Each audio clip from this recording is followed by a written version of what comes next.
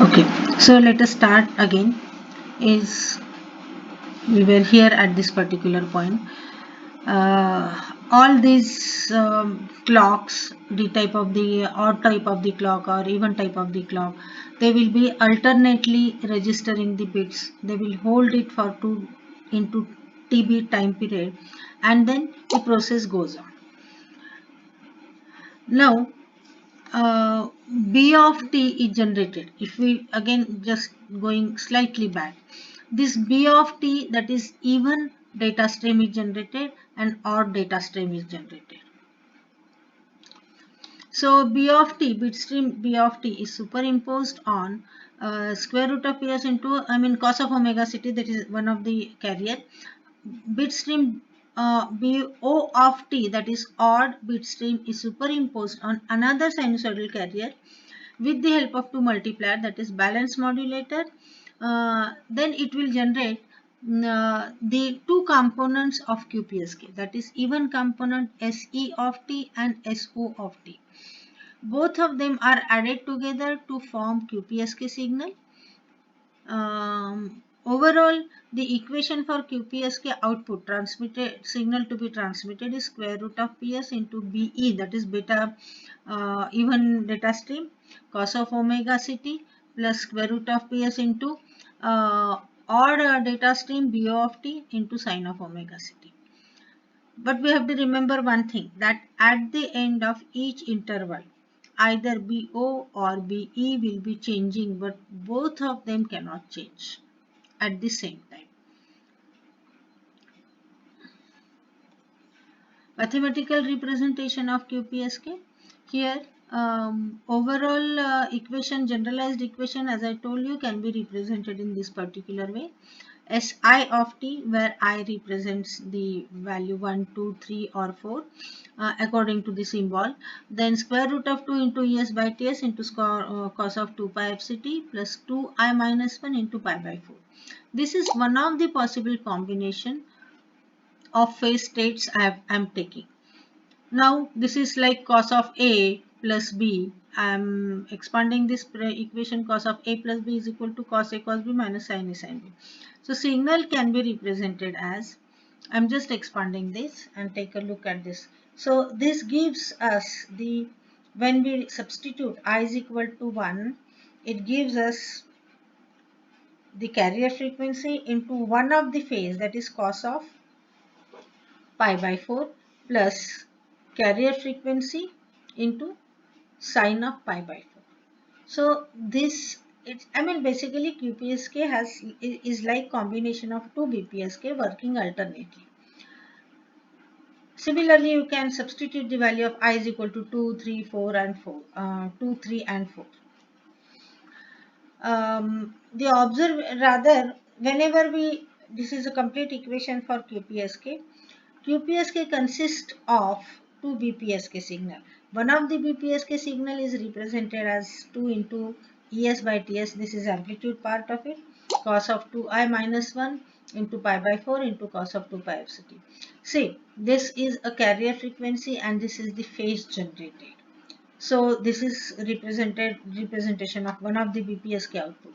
Similarly, the other sinusoidal term combination is other BPSK signal can be represented by the second term, that is square root of Es by Ts, that is amplitude part of it, sine of 2I minus 1 pi by 4 into sine of 2 pi fct.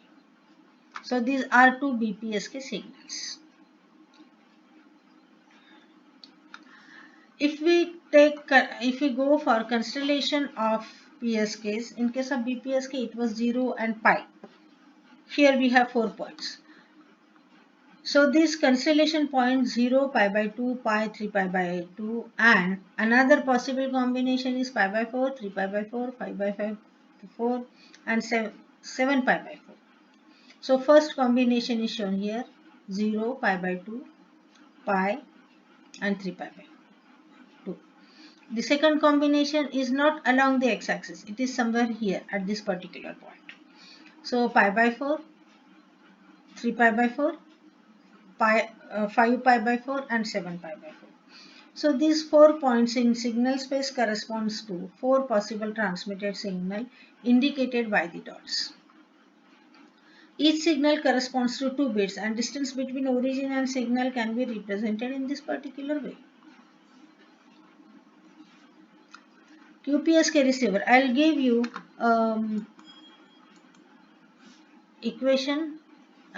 the diagram for this is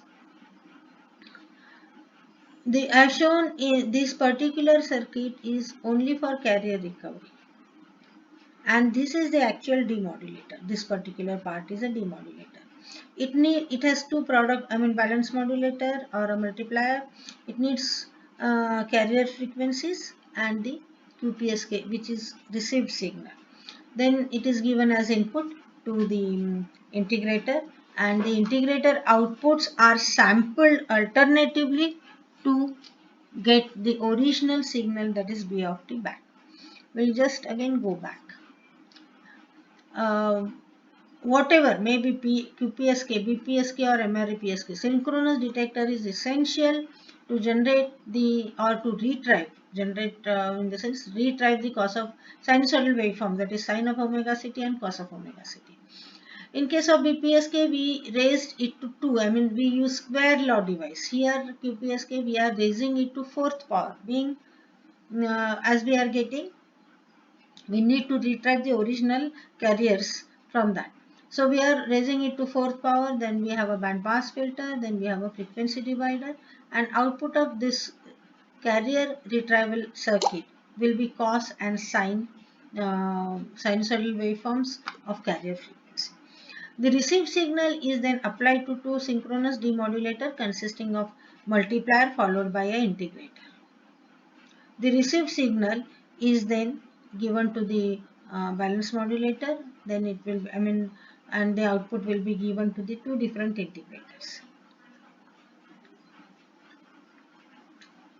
Input of the integrator is product of received signal and the retrieved carrier. This one. Input for the integrator is product of retrieved carrier signal and the signal, that is QPSK signal, received signal.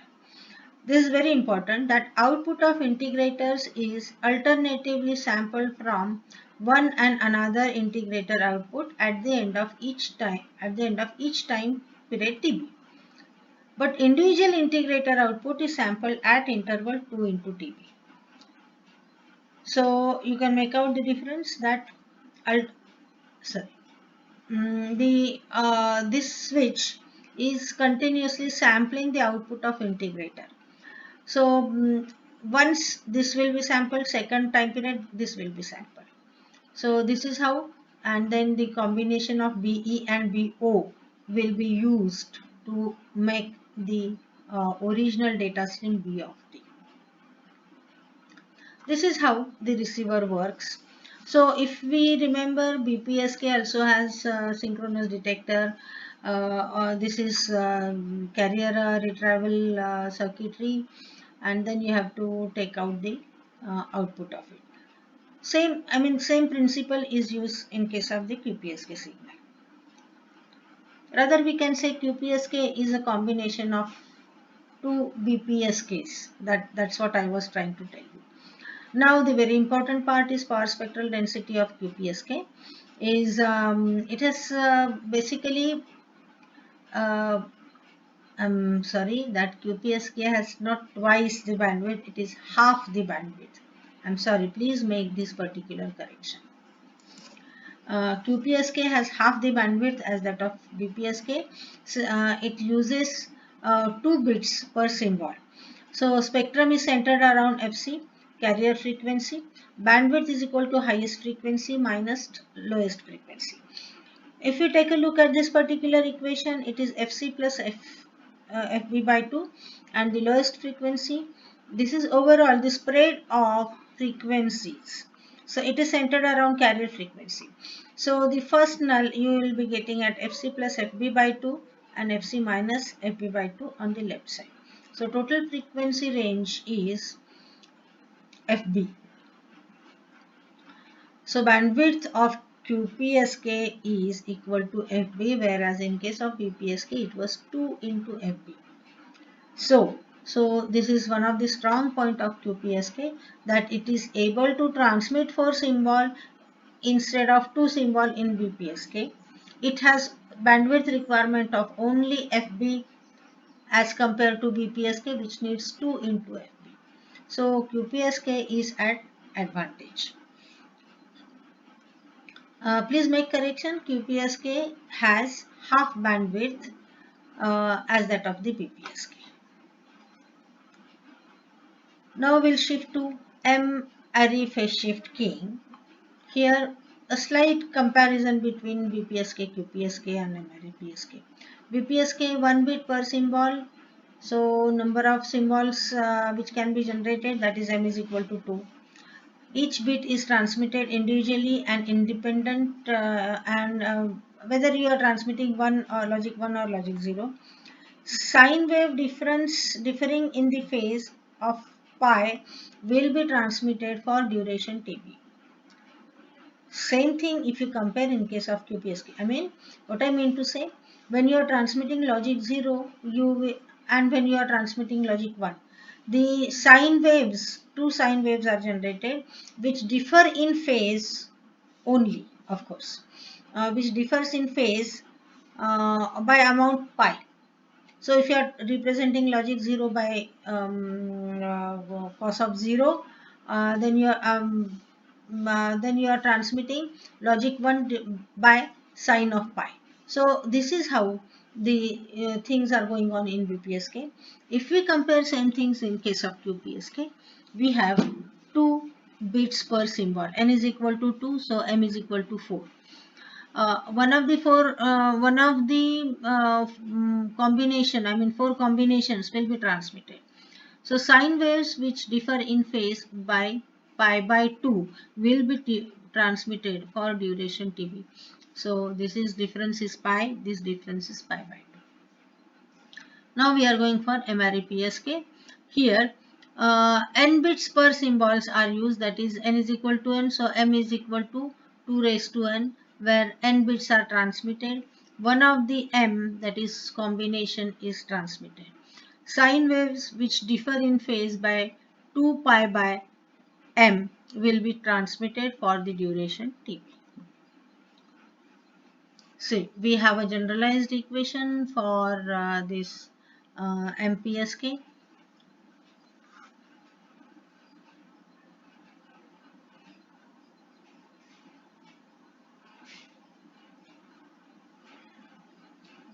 So this one will be SMPSK is equal to square phi m. Overall, the what we can say is n bits are lumped together to form a symbol. Here, overall one vector can be represented as SMPSK is equal to square root of 2ps cos of omega ct plus phi m. What is phi m? Phi m is the phase difference between adjacent symbols, where m is equal to 1, 2, 3 up to m minus 1. So phi m is represented as 2 pi plus 1 into pi by m. So again, by same thing like cos of a plus b is represented as cos of a cos of b minus sine of a sine of b. Same thing is implemented here to represent this particular equation, and it's being expanded.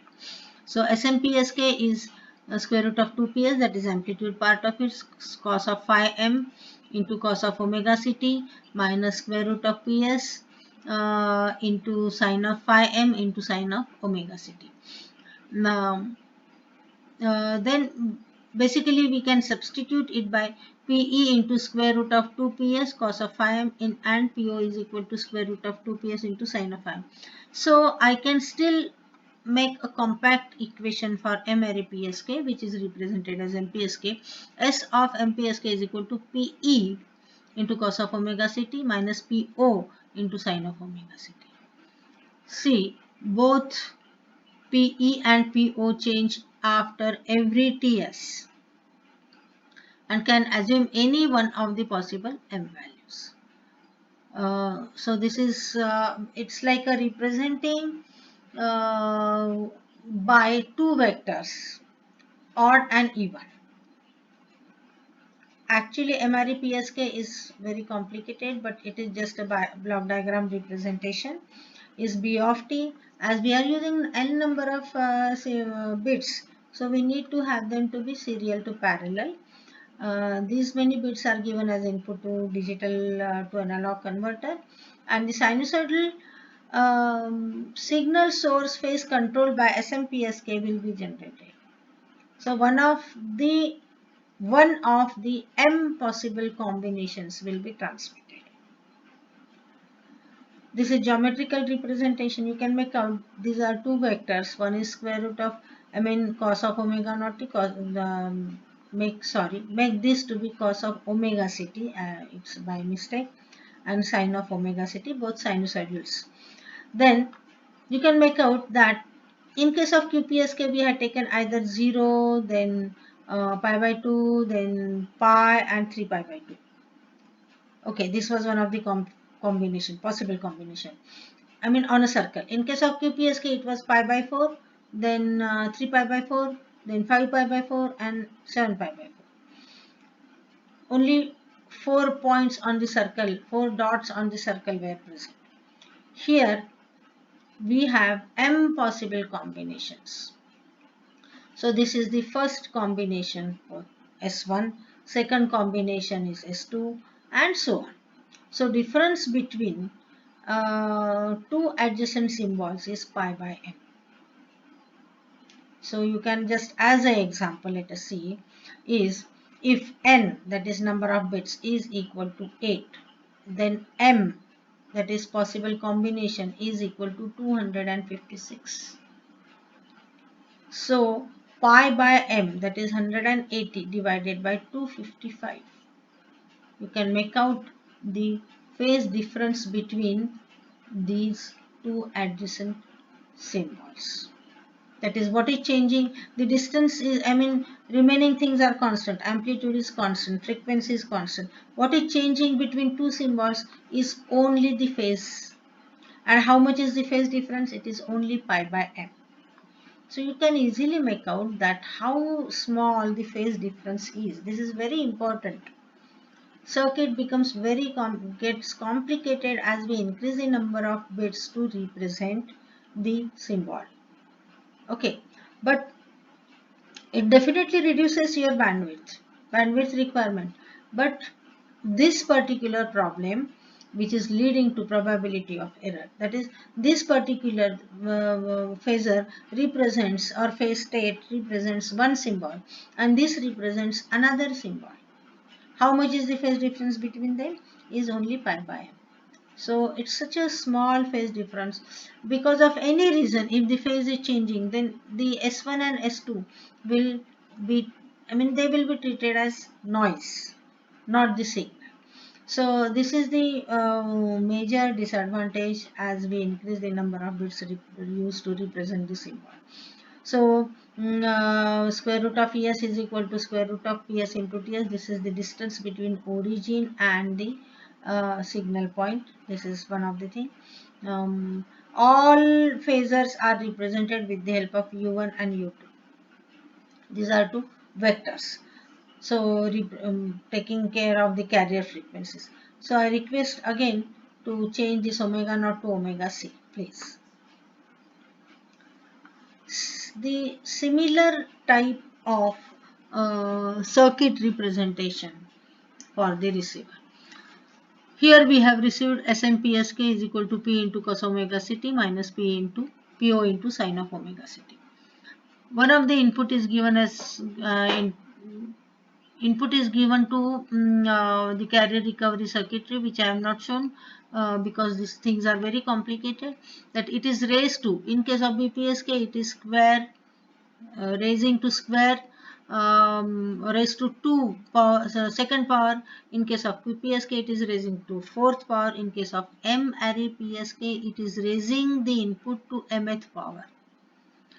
Then it is band pass filter centered around the carrier frequency. Then it is divided by m. So we will be getting the original sinusoidal waveforms which are represented by cos of omega ct and sine of omega ct. Mind well, this is only a carrier recovery circuit. And this will be given as input to the balance modulator, whose another input is actual MPSK signal. This is first balance modulator whose input is cos of omega ct. This is another balance modulator whose input carrier frequency is sine of omega ct, and both of them have received signal SMPSK. Output of this particular balance modulator is MPSK into sine of omega ct naturally, and this is SMPSK into cos of omega ct. These two integrators will be working alternately to get, for odd and even signals, and then the output which is available in form of odd and even, that is PE and PO. All of them will be given as input to the ADC, and the signal, that is B of t, will be reconstructed.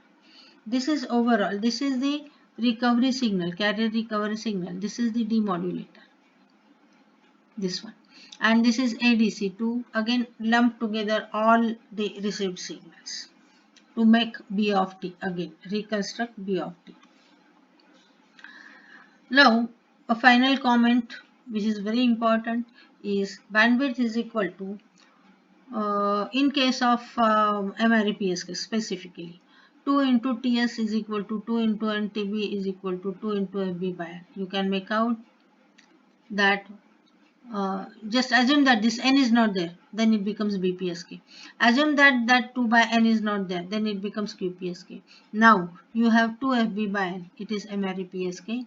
You can imagine the bandwidth requirement reduces to large extent, but the distance between the symbol signal points on the circle becomes smaller and smaller, and the probability of error becomes higher.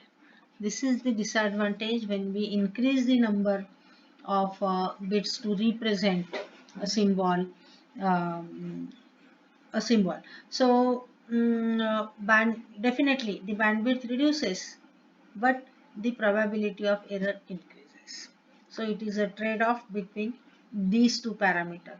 Every time whenever we design a communication system, we need to have very lesser bandwidth. We desire for the lesser bandwidth, and also we desire for the lesser probability of error. So there is a trade-off between these two, and accordingly, according to our application and need, we should select how many number of bits, what should be used to represent one symbol. That is, the trade-off depends upon the n, value of n. Thank you. So finally I can make one statement: BPSK, QPSK, MREPSK bandwidth requirement reduces, but for same combination BPSK, QPSK, MREPSK, probability of error increases. So this is the outcome of this particular lecture.